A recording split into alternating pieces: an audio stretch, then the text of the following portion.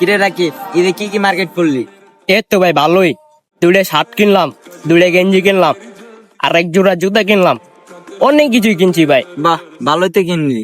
আমারগুলো তো বললাম, এবার তোরগুলো বল, ঈদে কি কি মার্কেট করছিস তুই? এই তো ভাই, তুই যা যা কিনছিস আমি তাই তাই কিনছি। আমাদের কেনাকাটার কথা তো বললাম। রাজু, তুই ঈদে কি কি মার্কেট করলি?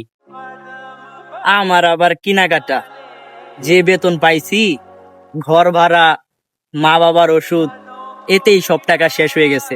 মার্কেট আবার কিভাবে করব?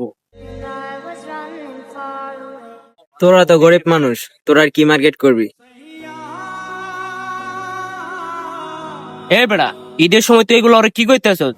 তোর বাপের টাকা আছে দে, তুই আগে আগে মার্কেট করে নিছ, আর ওর বাপের টাকা না দে ওই মার্কেট করতে পারে নাই, তাই বলে তুই ওর এগুলা বলবি বেড়া?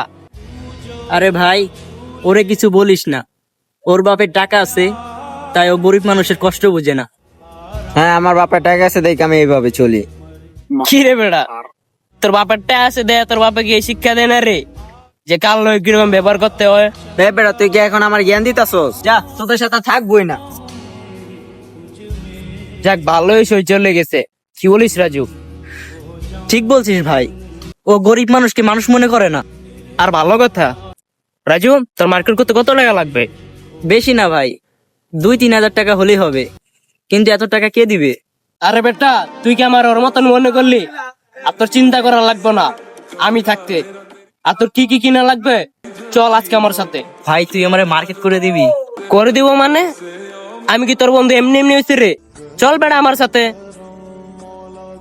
বন্ধু হাজারটা লাগে না, বন্ধুর মতো বন্ধু একটা থাকলেই হয়। আর সবাইকে অগ্রিম ঈদ মোবারক।